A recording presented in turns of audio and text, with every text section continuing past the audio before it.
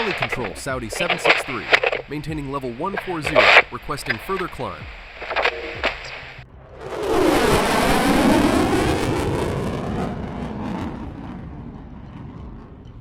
"6:40 p.m., November 12, 1996. 14,000 feet above the dark fields of Haryana, India. The air is calm. But in a split second, the horizon ignites into a blinding orange sun. Captain Tim Place, a U.S. Air Force pilot flying nearby, stares out of his cockpit in disbelief. He sees two massive fireballs corkscrewing through the clouds, trailing smoke like dying missiles. He doesn't know it yet, but he is looking at the graves of 349 people. Two giant passenger jets, a Boeing 747 and an Ilyushin-76, have just slammed into each other at a combined speed of over 700 miles per hour. There are no survivors, no warning. And for the next 10 minutes, we are going to uncover how a series of tiny, invisible mistakes led to the deadliest mid-air collision in human history. This is the true story of Charkhi Dadri. To understand how this happened, we have to look at Indira Gandhi International Airport in 1996. India's open skies policy has just turned the airport into a beehive. Traffic has jumped from 175 movements a day to over 225. The controllers are drowning. Meet VK Dutta. He's the approach controller today. He's managing 5 flights at once, but he's fighting with one hand tied behind his back. His radar is ancient. It's a primary radar.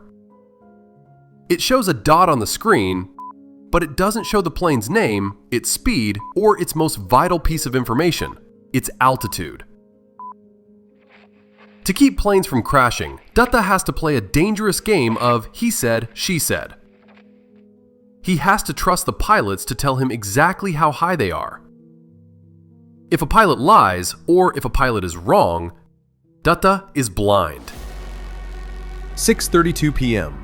Saudi Arabian Airlines Flight 763, a massive Boeing 747, roars off the runway. On board are 312 people. Many are Indian workers heading to the Middle East, dreaming of better lives for their families. Captain Khalid Al-Shubaili is at the controls. His co-pilot Nazir Khan handles the radio. They are professionals. They follow every instruction to the letter. VK Dutta tells them, "Climb to 14,000 feet and hold. There is incoming traffic." The Saudi crew confirms. They level off at exactly 14,000 feet. They are safe. They are where they are supposed to be. They have no idea that miles away, a Russian-built giant is screaming toward them at the same level. Coming from the opposite direction is Kazakhstan Airlines Flight 1907, an Ilyushin-76 cargo-turned-passenger jet. It's heavy, it's loud, and it's descending toward Delhi.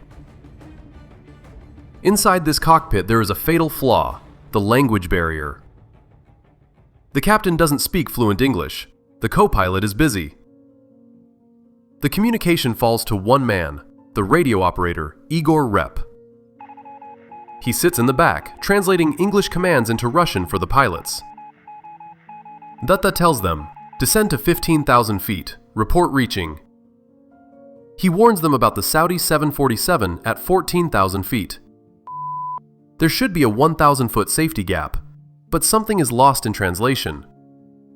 The crew is distracted by turbulence. The radio operator reports they have reached 15,000. But the plane keeps sinking. 14,500, 14,200, 14,100. They are now in the Saudi plane's kill zone. 6:41 p.m. On Datta's radar screen, the two dots are getting closer.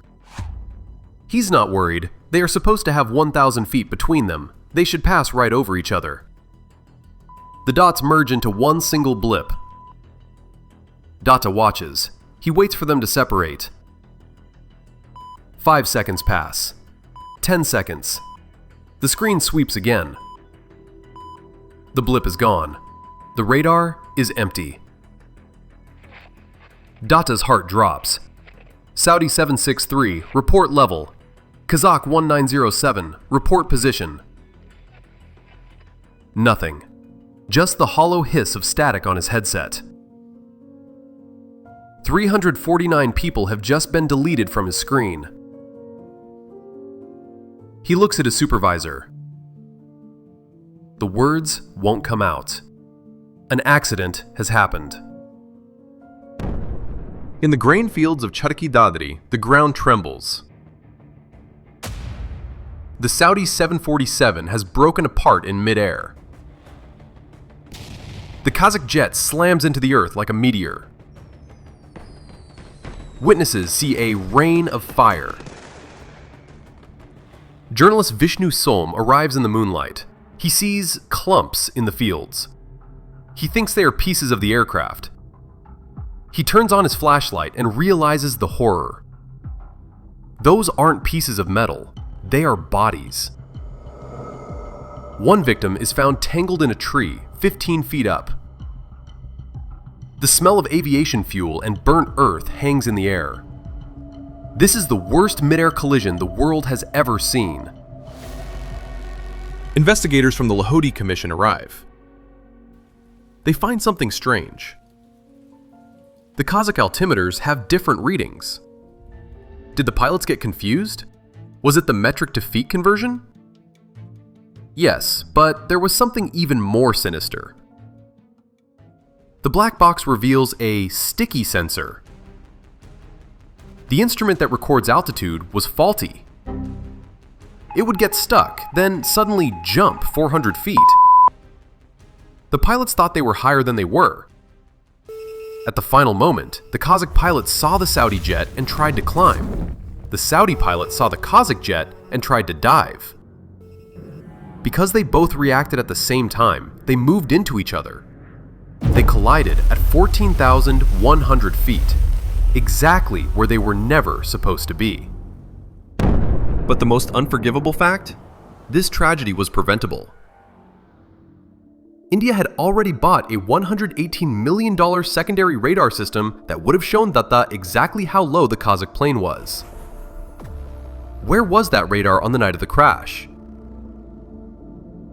It was sitting in boxes, in a warehouse, just 2 kilometers away from the airport. It hadn't been unpacked. Had it been working, Datta would have seen the error. He would have screamed, "Climb!" 349 lives were lost because of a delay in opening boxes. Today, because of Charkhi Dadri, every major plane must carry TCAS, a system that lets planes talk to each other and avoid crashes. We fly safer today, but that safety was bought with the lives of the 349 souls who fell over a quiet field in Haryana. A tragedy born of a language barrier, a sticky sensor, and a warehouse full of unopened boxes. To help us keep these stories alive and understand the science behind aviation safety, please like this video and subscribe to MayDay Central. Your support helps us bring more such investigations to light.